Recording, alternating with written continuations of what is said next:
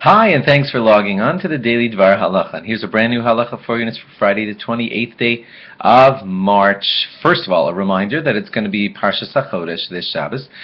Torah will be taken out for the special reading of HaChodesh Hazeh Lachem, and that will be back in Shemos, in Sefer Shemos, telling us all about how Nisan is the first month of the year, and so we learn about it, read about it from the Torah at this time of the year. You should be at Shul to try to hear the reading of Parshas HaChodesh, although we must admit it does not have the seriousness that like Parshas Zachor did. It's not a Torah commandment that you have to hear Parshas HaChodesh, but hey, I would still like you to be at Shul and hear that special reading for this Shabbos. Okay, more stuff now on some products that you might have assumed don't need kosher supervision for Pesach, and yet they do because of these problems that we're going to list real quickly for you.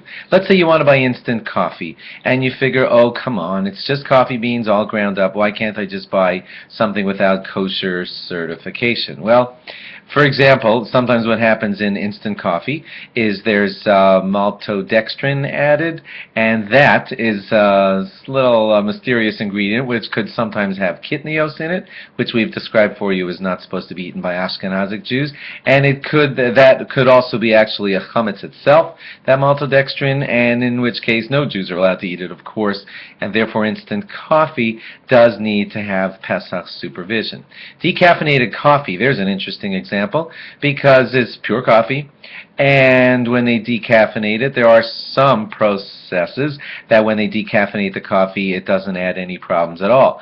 But some of them, in order to decaffeinate them, add something called ethyl acetate, and that could be a chametz problem, and therefore decaffeinated coffee for sure needs a kosher for Pesach supervision. And because caffeinated coffee can be on the same machinery, so basically all coffees need Pesach supervision. Instant tea, same thing. They put additives in the instant tea to help it be perfect and everything, and that can make some kitnios or chametz end up in there, and therefore you need supervision on your instant tea.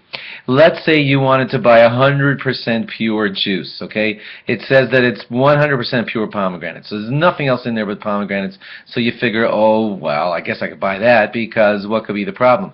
Well, there is a problem, even though it's 100%, let's say, pomegranates in there, but they do stuff to make sure that they get like the perfect juice out of that pomegranate, and so they put enzymes in it and clarifying agents and things like that to help it become perfectly clear and beautiful pomegranate juice with its proper color and everything, and those additives also are a problem, and therefore fruit juices, even when they say 100% something, still need kosher for Pesach supervision. If you want to buy 100% pure honey, that can be a problem too, because I don't know why they're allowed to do this, but sometimes 100% pure honey can have a little bit of corn syrup added, and they're allowed to call that a honey blend.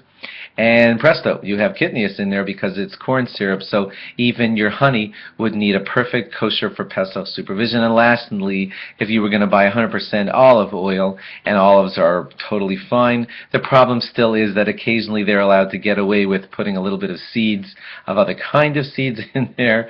I don't know why, and because that could possibly be in there in small amounts. So you're basically all the products that I just listed today, sorry for the bad news, all of them, most of everything that you want to buy, because of these kinds of reasons, should have kosher for Pesach supervision. The only leniency we gave you, that was yesterday, and that is that everybody's still allowing fresh fruit to be bought in any store as long as, you know, it's just an apple that you're buying. Even the little bit of wax that they put on the outside, we taught you yesterday, is considered fine, because the little bit of trace, something that could be there, is considered nullified, and it's not chametz. So that was the only good news, but all these other products need kosher for Pesach supervision. Thanks for logging on. Log on again after Shabbos for more. Bye-bye.